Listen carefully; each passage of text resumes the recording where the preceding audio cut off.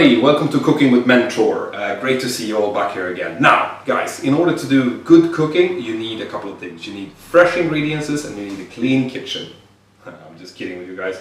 I'm just taking my opportunity here while I'm cooking for the family to do a short podcast for you guys. So, I'm receiving a lot of questions, guys, about what different certificates means, what different licenses are, ratings and things like that. So I have decided to do a short podcast series about the different licenses that are available, what a rating is, what an endorsement in your license is. So that's what I'm going to do now for the next couple of videos. And I want to put a bit of disclaimer in here, as always. This is for entertainment. If you guys need exact hourly requirements and things like that, I want you to go into your Civil Aviation Authority website that's in your country and find the specific exact information in there. Because I'm only going to give you a broad overview of what the different licenses are, and then you guys are going to have to do the heavy legwork and actually find out for yourself what the specific requirements are. Good. So, in order to fly an aircraft, guys, you are going to need a license. Just like you need a license to drive a car, you need a license to fly an aircraft. There are different licenses depending on what you are intending to do with the aircraft. So if you are just wanting to fly for fun, go out, join your buddies, go and fly around your hometown, show your friends around, stuff like that, then you need what's called a PPL, which is what we're going to discuss in this podcast.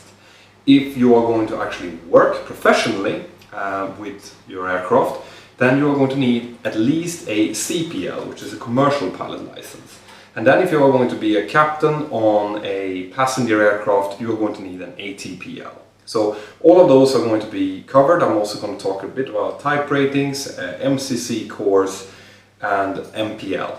Okay, but that forms part of different episodes in this series, so bear with me. Right, so your PPL.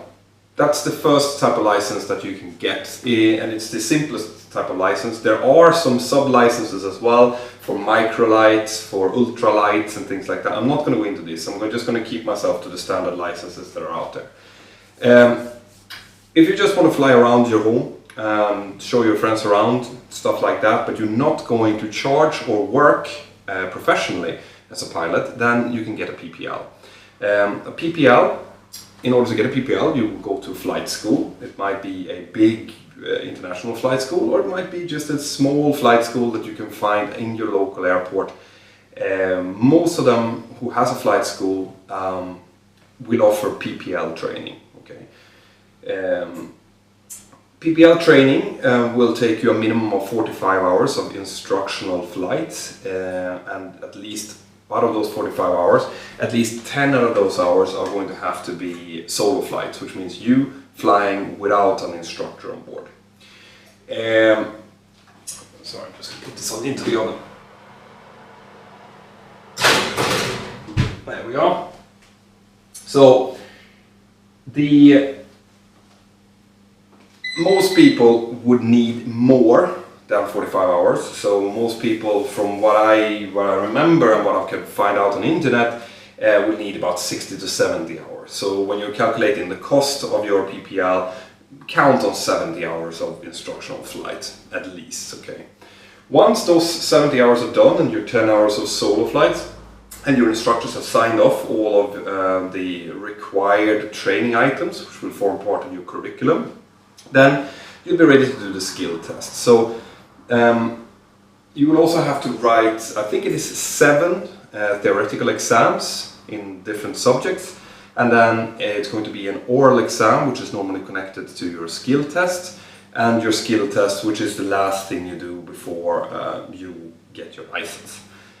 At what age can you do this? Well, you can start training for your PPL at any age.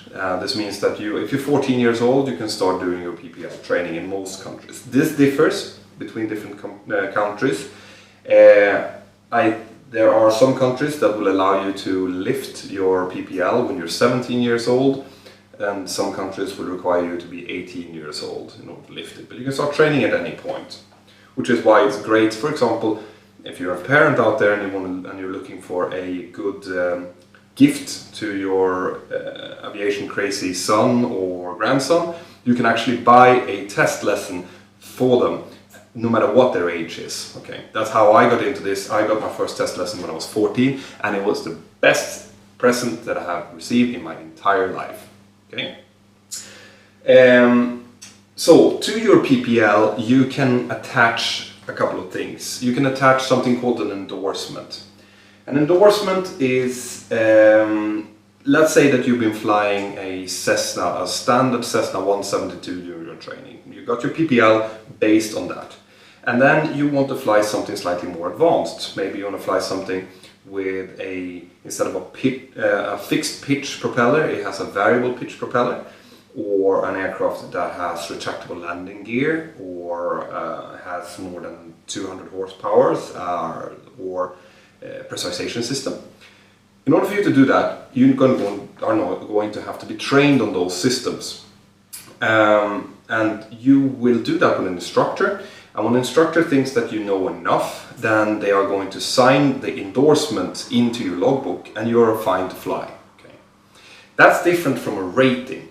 A rating is also something that you will attach to your license, but a rating requires both official training and a skill test. So say that you have your PPL and you want to be able to fly at nighttime or in instrument conditions. Then you're going to have to do instrument training and a skill test, and then you will get your instrument rating attached to your PPL. Okay, so night flying, instrument rating, multi-engine rating, seaplane rating, those are all ratings and need a separate skill test. An endorsement only needs training and it will be signed into your logbook and you'll be able to use it. That makes sense? So to summarize, PPL, you'll be able to fly, but not commercially. You'll be able to take your friends out for flights, and you'll be able to do all the types of stuff that you think that you want to do, except actually charge for it. If that makes sense, I'll be back with more information and I'll be talking about more licenses. In my next podcast, I'm going to be talking about commercial pilot license and MPL, multi-pilot license. So stay tuned. If you like this, tell me. Give me that like. Put your comments in as always, and share this video if you think it's any good. For now, I'm going to make sure that my kids get the food that I'm actually making here, and it's great to have seen you here, and I'll see you next time. Bye bye.